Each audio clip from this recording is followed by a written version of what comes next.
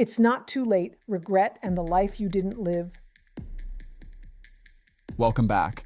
I'm here again with Candace Czarny, author of First Cause. Across this series, we've talked about anger, sovereignty, meaning, grief, and the empty nest.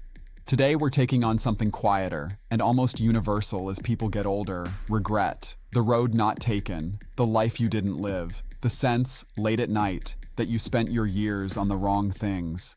Candace, this is a heavy one. Where do we start? Thank you. And I want to start by taking the shame off the table. If you're carrying regret, you are not a person who failed. You're a person who's finally being honest. A lot of people won't even admit to it because it feels like admitting they wasted their life. Why does regret hit so hard, especially later on?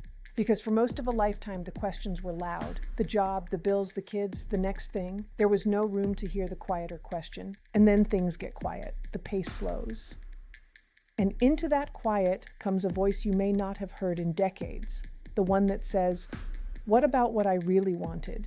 The creative work you set aside, the path you didn't take, the version of you that got quietly shelved so the responsible one could run the day." And people hear that voice and panic. They think it's proof they wasted it all. I want to tell you what that voice actually is. What is it then? Because it certainly feels like an accusation. It feels like an accusation, but it isn't. That voice is the part of you that got set aside and is still alive, still here, still yours. In 35 years of this work, I have never once found a person whose true self was actually gone. Buried, yes. Silent for decades, yes. But gone, never. That self has been waiting with a specific patience. The patience of something that has nowhere else to go and nothing to prove. Waiting for you to be quiet enough to hear it. So the regret isn't the sound of a wasted life. It's the sound of a self that's still in there, still calling. That's very different. I want to make sure we're honest, though. Some of those roads really are closed.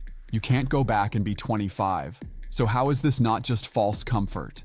You're right, and I won't pretend otherwise. Some specific doors are closed. You may not run the marathon or start the career you would have at 25. But here's the mistake regret makes. It confuses the specific form with the underlying thing. You didn't actually want to be 25. You wanted what that path was going to give you. The creativity, the adventure, the feeling of being fully alive and fully yourself. And that the thing underneath the form is not closed. It has never been closed. The road not taken was never really about the road. It was about the self that would have walked it. And that self is available right now. This is where First Cause comes in, getting quiet enough to hear that self. Walk me through what that actually does for someone stuck in regret. First cause is the moment before the noise takes over, and regret is one of the loudest kinds of noise there is. A story on endless repeat about what you should have done. When you get to the quiet underneath that story, something shifts. The regret stops being a verdict and becomes information. It's pointing. Every regret is a signpost aimed at something you genuinely value and haven't been living. Read it that way, and it stops being a wound and starts being a direction. Not, look at what I lost, but look at what still matters to me this much after all these years. That's the reframe that changes everything. You had a client, David, whose story you've said captures this exactly. Can you share it? I'd love to. David was 53, successful. He'd gone into his father's business at 22 because that's simply what happened in his family.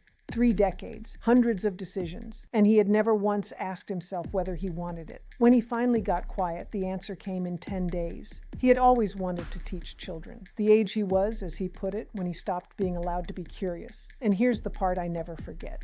He didn't describe it as grief. He described it as recognition, like meeting someone he'd been told didn't exist, who'd been waiting patiently the whole time.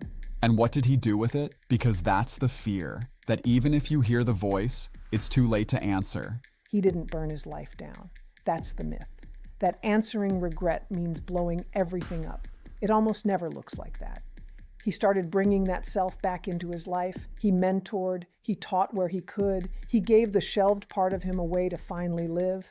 And his whole life changed, not because he got a different past, but because he stopped abandoning the self that had been waiting. That's the whole thing. You can't rewrite the years behind you, but you can stop leaving yourself in the years ahead of you. Before we close, What do you want to say to the person lying awake tonight, certain they left it too late?